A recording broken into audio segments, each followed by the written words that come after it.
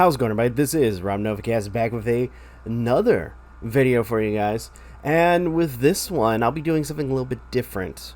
At some point, I used to do episode reviews. I might go back into that, mostly because, to an extent, there are certain shows that, unfortunately, because my first thought process was I was going to wait on it till all the episodes were out for, particular streaming services, but that might take forever. So I figured, what the heck, I'm just going to do episode reviews for, a variety of different shows and periodically do my movie reviews.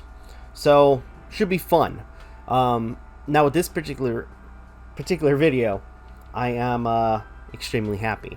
And I say this because it's a continuation of the Star Wars anthology that we've been, or at least we've kind of come to know and love when it comes down to some of the side stories that have been popping up that connect the dots, so to speak, for Star Wars. And one that has been severely anticipated and kind of hyped up was Obi-Wan Kenobi. As well as, to an extent, what has he been doing ever since, the day of Order 66, where all the Jedi were hunted down and so on. I myself was one of those people who were kind of curious about this particular show.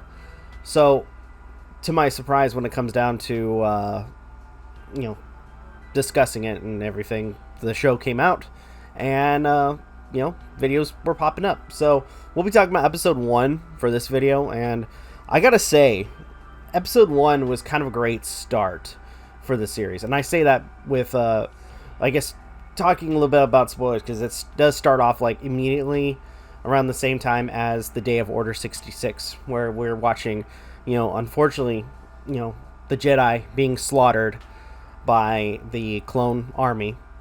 And later on, 10 years after the fact, we see Obi-Wan, who is basically doing what he can to blend in with the community as Inquisitors, which are basically Force wielders who aren't Sith Lords, but rather are working under the Empire, are hunting down any remaining Jedi or anybody that is Force sensitive.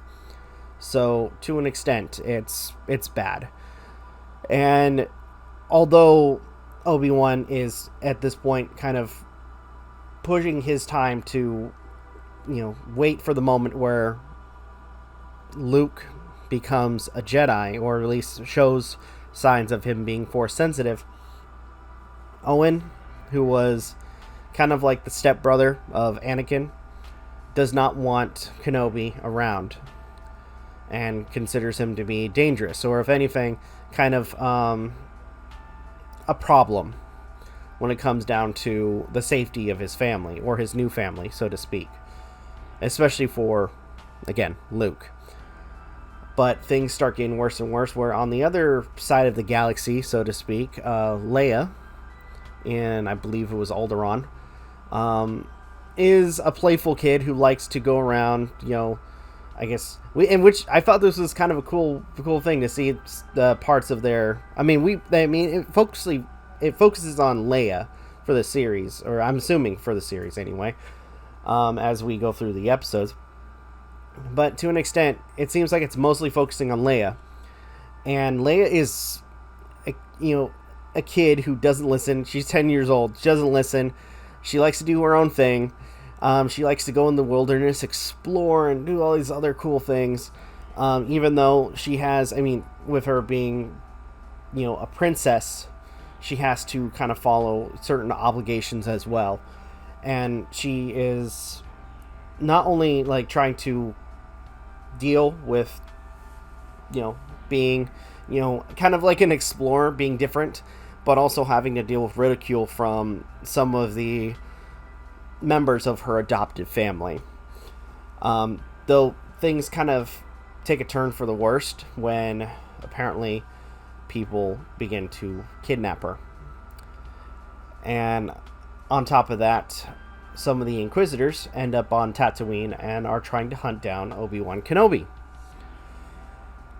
And one thing leads to another, where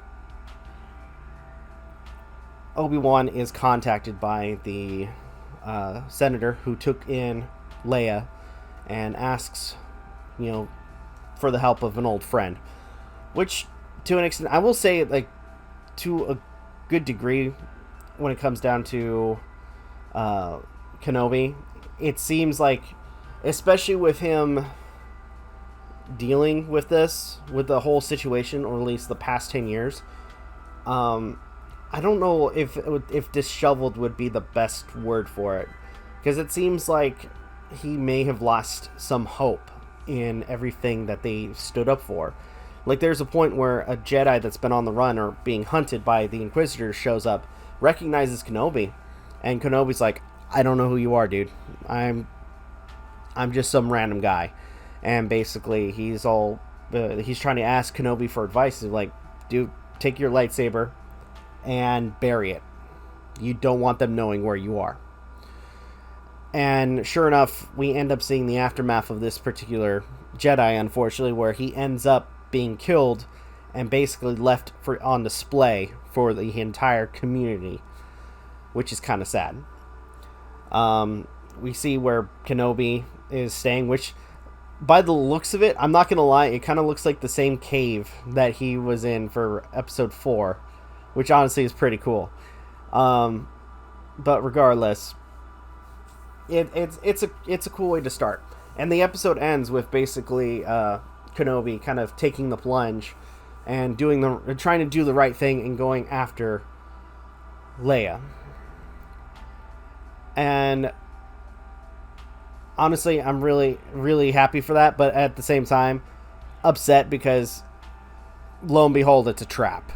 Because apparently, this character called, I think, Reva, who is the third sister of the Inquisitors, has been trying to hunt down Obi-Wan Kenobi. For whatever reason, we don't know, or at least we won't find, or won't know till later, probably. But to an extent, she's hunting him down. Possibly to grow her rank, who knows, but there is something big with this character. Because it mostly focuses on her, and it seems like she's kind of like the odd one of all of everybody. But regardless, with everything, kind of everything's falling into place for this particular Inquisitor. So, with everything though, this was a fun episode. And again, it kind of shows us where Obi-Wan has been since the third movie, the one that nobody likes, unfortunately. But to an extent, Obi-Wan is, I guess you could say, lost hope for the most part. He's again, I'm using the word again, disheveled. There's a scene where he's trying to contact Qui-Gon Jinn, and apparently Qui-Gon won't answer. So there's a possibility that maybe he's lost his touch with the Force. We don't know, but all in all, some of the scenes in this are just done so well. And I gotta say, this is, a great way to start this particular series, especially with us following Obi-Wan, who, again, for the most part, we don't see till... We saw a little bit of him in Rebels, but at the same time, if after 3, the next time we see him is literally for episode 6. Or episode 4, I should say. Sorry. But, all in all, great episode. I really enjoyed it. But, and if I would say, go check it out. It's an awesome episode. But, all in all, I don't think I have anything else I need to mention. If you guys want to, again, go check it out. If you guys can, please leave a like, comment, share, subscribe, all the good stuff. If you guys want to follow us on social media, links are in the description down below, as well as check out our daily content and the weekly podcast. With that being said, this is Rob Novakast signing off. Have a good one, take care, and I'll see you guys in the next video. Oh, and by the way, before I forget, go check out the White Bat Audio. For the background music, I was using some of their files.